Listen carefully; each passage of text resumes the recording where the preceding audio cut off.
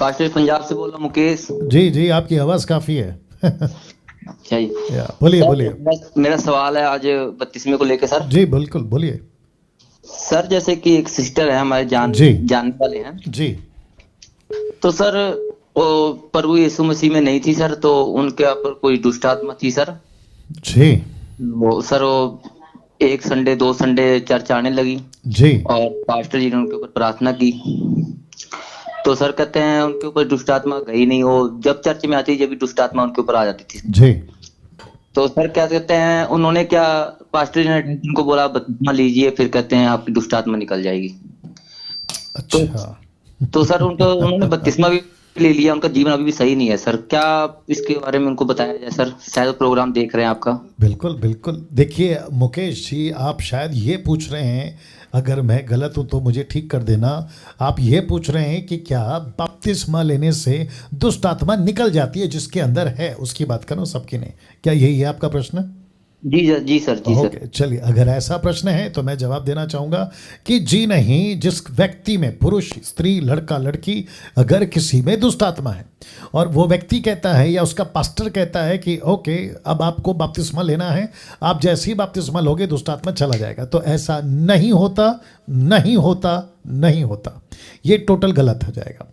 बपतिस्मा लेने से ना तो हम पवित्र बनते हैं, बपतिस्मा लेने से ना तो दुष्ट आत्मा निकलती है, बपतिस्मा लेने से ना हम कोई सुपर नेचुरल ऑटोमेटिकली कुछ बन जाते हैं। जी नहीं, ये प्रोसेस है जो वचन को पढ़ने से आता है, परमेश्वर की संगति करने से पवित्रता आती है। पवित्रता मतलब परमेश्वर की पवित्रता। जो व्यक्ति परमेश्वर में उद्धार पाता है वो परमेश्वर की पवित्रता में पवित्र है, लेकिन उसको चलना है। धार्मिकता में धर्मी है, लेकिन उसको धर्मी बने रहना है। साथ ही साथ दुष्ट आत्मा को निकालने के लिए बपतिस्मा लेने से नहीं निकलेगी। क्यों? क्योंकि यीशु ने कहा है कि प्रार्थना करो, डांटो और वो निकल जाएगा, लेकिन बपतिस्मा उसका शर्त नहीं है। बपतिस्मा वो लेता है जो पूरी तरह से जान जाता है, होश हो आवाज में, और उसको सब बातें पता चल जाती है, उसका उद्धार हो जाता है। ऐसा व्यक्ति, देखो यीशु ने क्या कहा, जल्दी देना, मत्ती 28:18। मुकेश जी लाइन पे बने रहे, एक लॉजिक दे देता हूं, ठीक है ना? और जो भी ऐसा कर रहा है सेवक, मैं उनसे कहना चाहता हूं कि सर मत करो ऐसा काम। लिखा है यीशु ने उनके पास आकर कहा, स्वर्ग और पृथ्वी का सारा अधिकार मुझे दिया गया है, इसलिए तुम जाओ सब जाति के लोगों को चेला बनाओ। तो पहला स्टेप है चेला बनाओ। वाओ। फर्स्ट स्टेप है चेला बनाओ। इसका मतलब क्या है? उसको एजुकेट करो। इसका मतलब क्या है? उसको बताओ सत्य क्या है, प्रभु क्या है, ये सारी चीज़ें। फिर आता है बपतिस्मा, और वो बपतिस्मा क्या है? पिता पुत्र पवित्र आत्मा के नाम से। ओके, फिर लिखा है उन्हें सब बातें जो मैंने तुम्हें आज्ञा दी है मानना सिखाओ। ये कौन सी बातें? मिशन की बातें। आगे दूसरों को कैसे चेला बनाना, आगे प्रभु का राज्य कैसे बढ़ाना, ये है। तो पहला है चेला बनाओ, उसको एजुकेट करो। सच्चा परमेश्वर कौन है, दुनिया क्या चीज़ें हैं, हमको कैसे प्रभु में जीना, ये वाला एजुकेशन बपतिस्मा ले लिया। फिर उसके बाद में आता है मिशन का टीचिंग। उसको फिर आके आप सिखाते हैं कि दूसरों को चेला कैसे बनाना है। तो इसको कहते हैं स्टेप, ये है स्टेप। लेकिन अगर कोई दुष्ट आत्मा नहीं निकल रही तो पास्टर ने कहा बपतिस्मा ले लो निकल जाएगा, ये टोटल गलत है। और ऑब्वियस है, मुकेश आपने कहा कि उसका बपतिस्मा भी हो गया लेकिन उसका जीवन अभी भी ठीक नहीं है, तो कैसे होगा? क्योंकि उसके अंदर वचन नहीं है, उसके अंदर शिक्षाएं नहीं है, वो कहाँ से सुधरेगी या सुधरेगा? बोलिए मुकेश। जी सर, उनको कहते हैं 3 हफ्ते के बाद ही बपतिस्मा दिवा दिया गया। उनको बोला कि बपतिस्मा लो बपतिस्मा लो बपतिस्मा लो, उन्होंने ले लिया। मेरे से बात करते कहते हमें पास्टर जी ने बोला। ओके ओके ओके, नहीं वो तो ये घटना है ना, एक आप व्यक्ति की घटना बता रहे हैं, लेकिन मैं जो बात कर रहा हूँ वो सार्वजनिक है और वो इंडिविजुअल नहीं है, वो पब्लिक के लिए मैं बोल रहा हूँ। तो मेरे हिसाब से नहीं होना चाहिए। अगर हुआ है, अब उसको देखो आप लोग कैसे काउंसलिंग करके वापस प्रभु में ला सकते हैं। बपतिस्मा हो गया कोई बात नहीं, लेकिन अब उसको एजुकेट करो। किसको? लड़की को, ठीक है? जी सर। हाँ, बट आपका प्रश्न ये है कि क्या ऐसा करना ज़रूरी है क्या, या ऐसा करना चाहिए? तो मैंने पब्लिकली जवाब दिया। जी सर। हाँ, मैंने व्यक्तिगत नहीं बोला है। ओके जी सर। राइट। सर यहाँ पर तो छोटे छोटे बच्चों को भी बपतिस्मा दे रहे हैं सर। एक सेकंड, आपने सुना दोस्तों?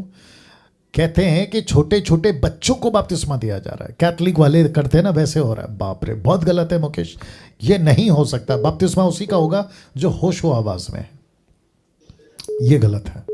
जी सर, यहाँ 15-16 साल के बच्चे हैं, उनको भी कह रहे हैं बपतिस्मा लीजिए आप।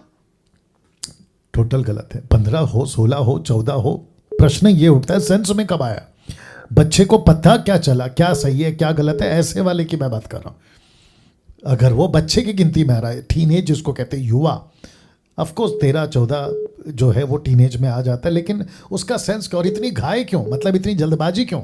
रुक जाओ ना 18 साल तक, 20 साल तक, कोई दिक्कत नहीं है। बोलिए मुकेश।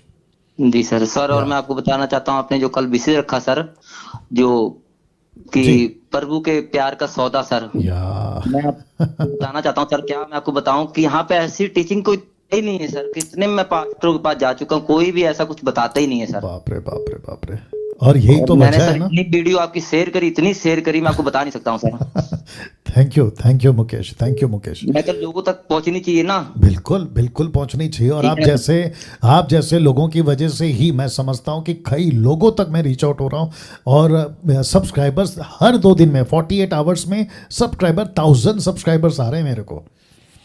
जी। जी सर। और सर मेरे पास उनका फोन भी आ रहा है, जिनको जिनको मैं वीडियो शेयर करी, कहते वाह भाई आपने क्या भेज दिया है, क्या आपकी सच्चाई भेज दी है। क्या बात है, क्या बात है। मैंने कहा, सब प्रभु की ओर से सर। जी जी, बिल्कुल सही कहा आपने, बिल्कुल सही कहा। चलो, thank you Mukesh, God bless you, God bless you. जय मसीह सर। या जय मसीह। Okay, next.